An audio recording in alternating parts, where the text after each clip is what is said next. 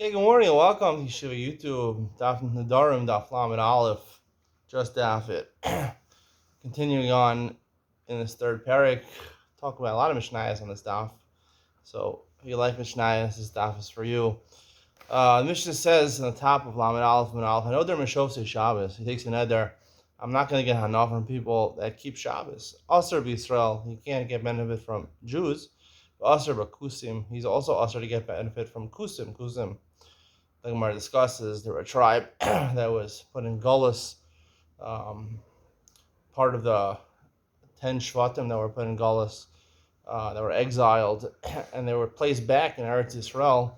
And sorry, they weren't placed back. There were people that the king of Ashur placed in their places in order that the animals shouldn't overtake the land, and they sort of forced them to become Gerim.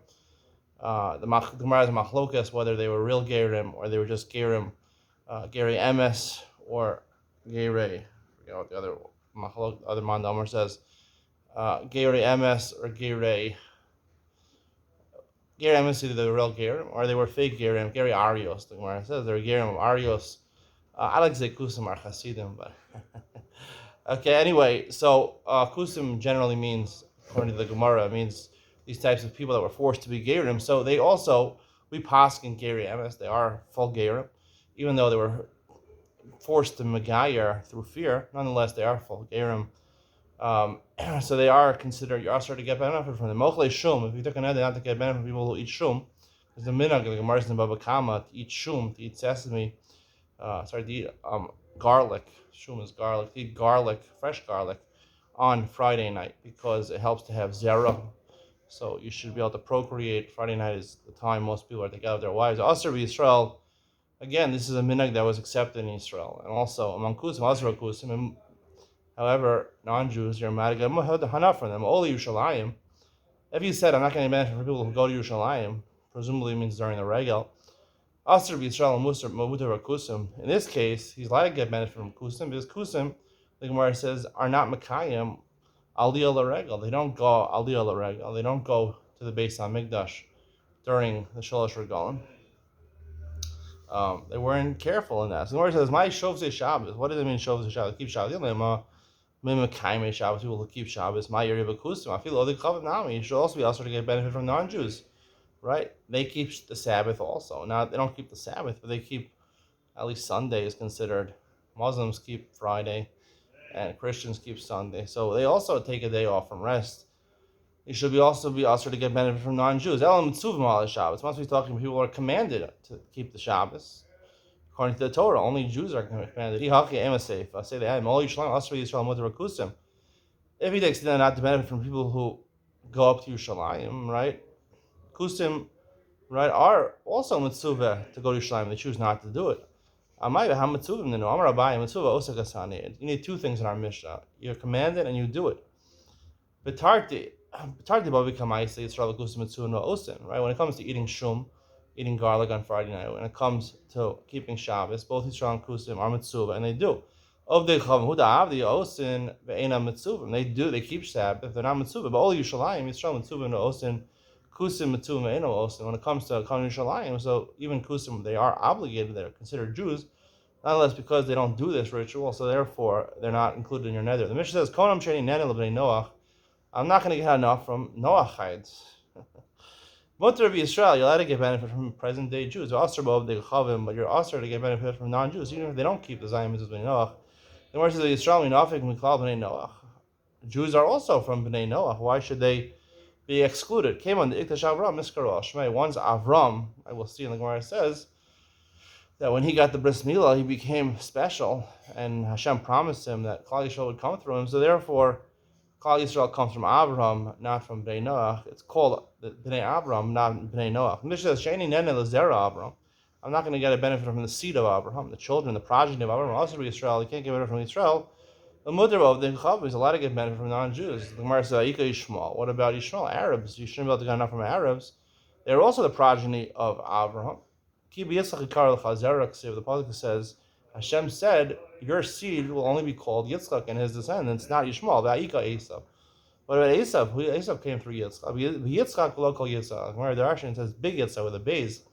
It's excludes only part of Yitzhak that are Jews, and not the part of Yitzhak that come from Esav, which are Goyim, from Edom, from Russia. Edom is Russia. The word Russia in Spanish in the red. Okay, Mar says, She'eni nena levi Yisrael. I'm not going to get Hana from Yisrael. Again, my Chidushim are not meant to be taken literally. They're meant to be like a half joke. Like maybe there could be truth to them. I don't know if there's truth to them, but these are thoughts that I have. But doesn't mean I'm giving the mainstream shot is the first shot I said. Where the Mishnah She'eni nena mi Yisrael. A person says I'm not going to get benefit from Yisrael. Lokeach biyoser. You want to do business with him, so therefore you have to buy a product from him for more than the market value. And if you want to sell to him, you have to sell it to him for cheaper. Because the Gemara assumes when you do a fair deal between someone, both parties benefit. It's not a zero sum. It's not one gets benefit. Both parties benefit from a business transaction. So if you want to make sure you don't get hana, you have to give him the benefit of the deal. Yisrael nenenli, he forbids other Yisrael from getting benefit from him. Right? If he wants to buy from them, he has to buy, right, for cheaper. So they shouldn't get hana. Mocher biyoser, he has to sell it more than the market value. So they lose out. They don't get enough. Ain't showman low. The more it's practically, it's not going to happen. No one's going to want to, right? You forbid Jews from getting enough from you. You're not going to sell to them for a cheaper market value and buy for them. You're not going to sell to them for more than the retail value and buy for them for cheaper. He says about all Jews, I'm not going to benefit from them. They're not going to benefit from me. He's going to have to do business with the non-Jews because practically you can't do business with Jews. You buy something from an ummah, someone who fashions clothing, he fashions appliances, anything. You buy something from a store, levakro.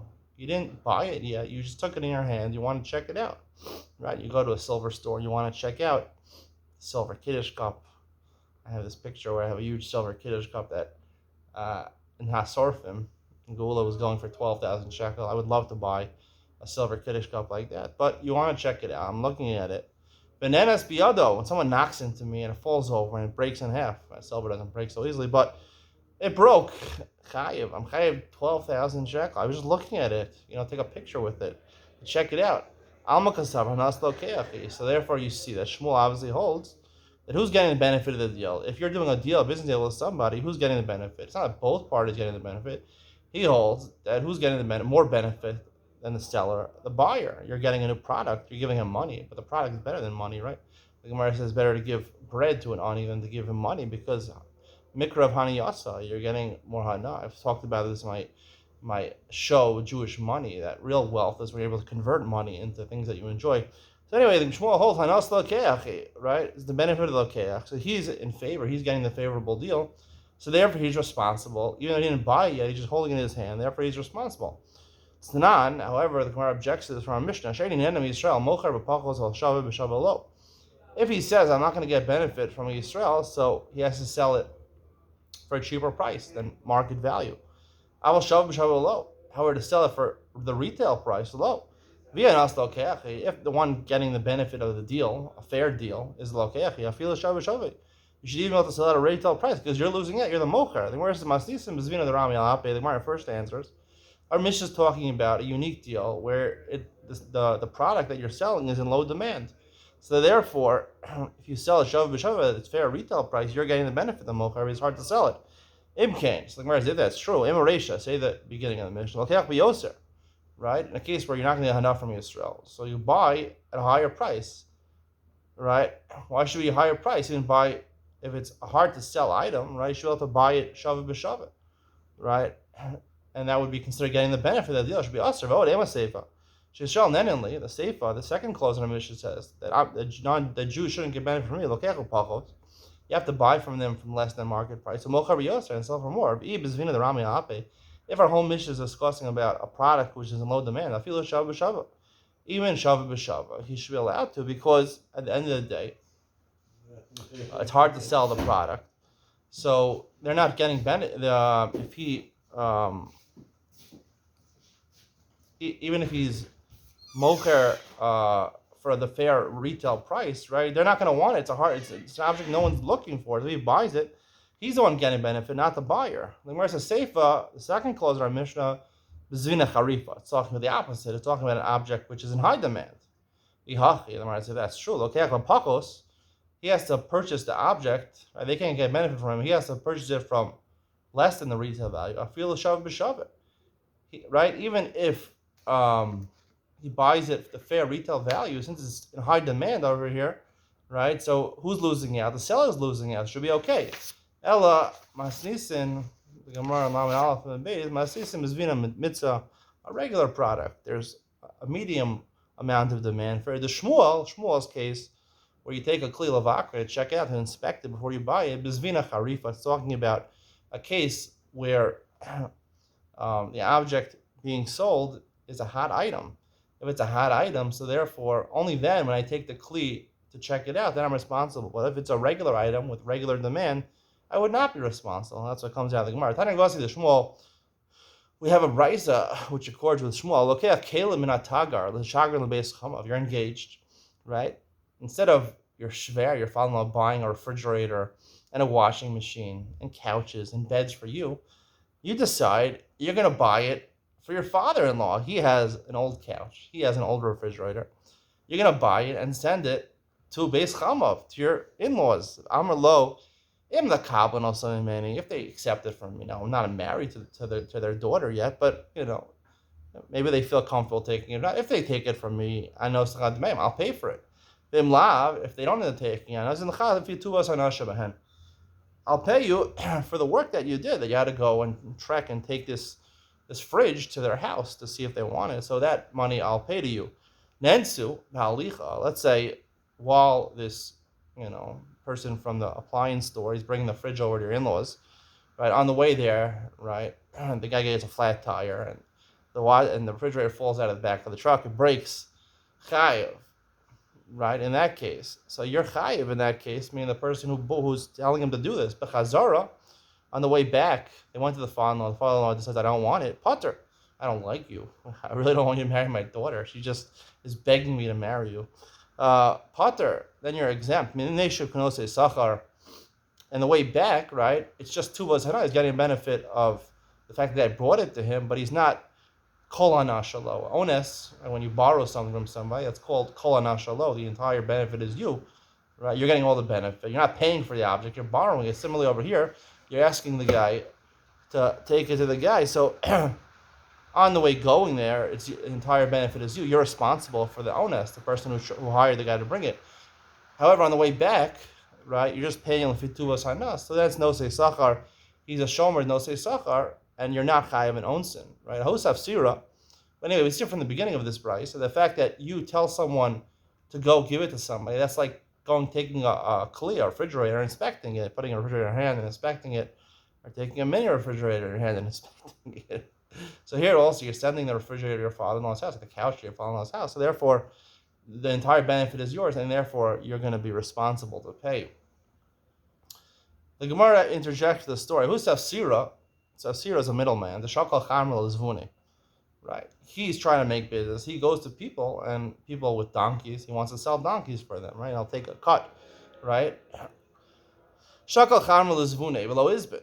It was his initiative, so he wanted to take it. It didn't end up getting sold. But how did the Hadar Itness, on the way going back, returning this donkey to the owner, Itness, the onus happened, Chamra, and it died. Chayve Rav Nachman l'shlume.